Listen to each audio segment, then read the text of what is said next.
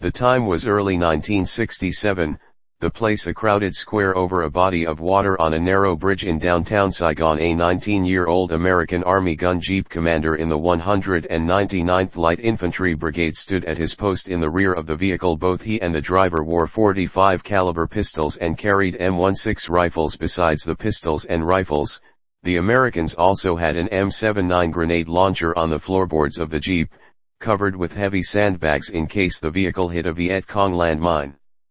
The jeep's principal weaponry that day was the deadly United States Army standard-issue M-60 machine gun, which like the M14 rifle fired the basic NATO round of 762 mm ammunition with the exception of the 1911 introduced .45.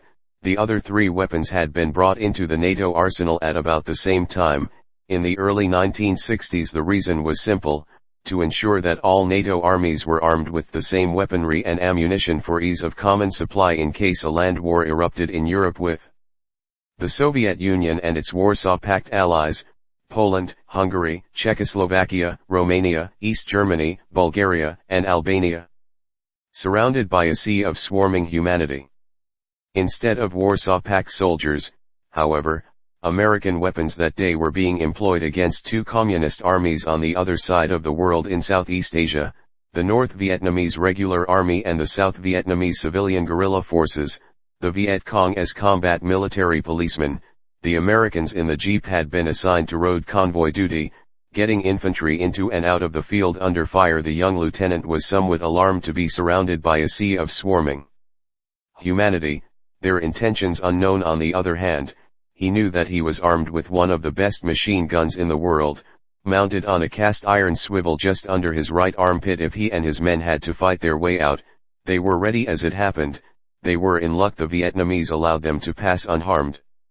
The M-60 machine gun was what the military called a crew-served weapon, requiring a team of 3 soldiers to transport, load, and fire it. It was capable of several types of fire: grazing, plunging, flanking, oblique, and enfilading. Aside from vehicular mounted fire, it could be fired from the shoulder, kneeling and standing, and from a prone position as well. Its available ammunition consisted of ball for use against light materials and personnel, and for range training, armor piercing for use against lightly armored targets, tracer for observation of fire, incendiary effects, signaling, and training, dummy for use during mechanical training, and blanks for use during training. When simulated fire was desired, a blank firing attachment was required to fire this ammunition. World War II origins. In any modality, the M-60 machine gun was a fearsome weapon of great potency. Like other weapons in the American military inventory, the M-60 General Purpose Machine Gun (GPMG) began its evolution at the end of World War II. The Allies had been impressed with the flexibility provided by the German GPMGs, and the American M-60 incorporated a modified feed mechanism based on that of the German MG-42, with the operating mechanism of the FG-42 assault rifle. The initial version of the M-60 was officially adopted by the U.S. Army in 1957. Eventually, the M-60 would go on to replace both the Browning light and heavy machine guns in the American arsenal, with its initial prototype being the T-44. Its feed mechanism was bettered with 2 more variants until the T-161 was produced and was introduced into the U.S. Armory as the M-60 GPMG. It could be used in both a bipod configuration for rapidly advancing infantry on the move or for defense when mounted on a M112 tripod as a heavy machine gun. Some drawbacks to the design.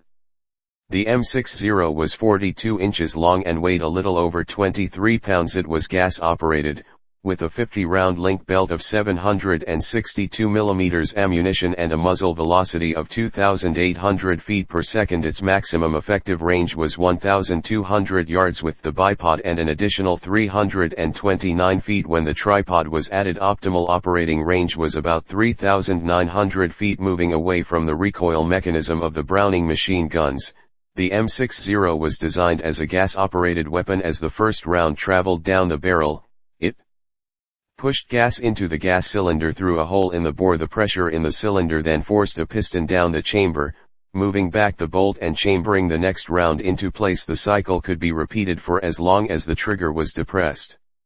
With no gas regulator on the gun, however, there were drawbacks to the mechanism. Accumulated dirt or dust could slow down the piston and result in the M60 jamming or running away, continuing to fire even when the finger was removed from the trigger. This could prove unnerving during the heat of battle, when the assistant M60 gunner would be forced to hold onto the ammunition belt manually to stop it from feeding. One distinctive feature of the M60 was the chromium-plated barrel and satellite liners for the first 6 inches along the muzzle from the chamber. The non-ferrous lining considerably increased the lifespan of each barrel, although there were complaints that the barrel was heavy. Used in every conceivable role in Vietnam.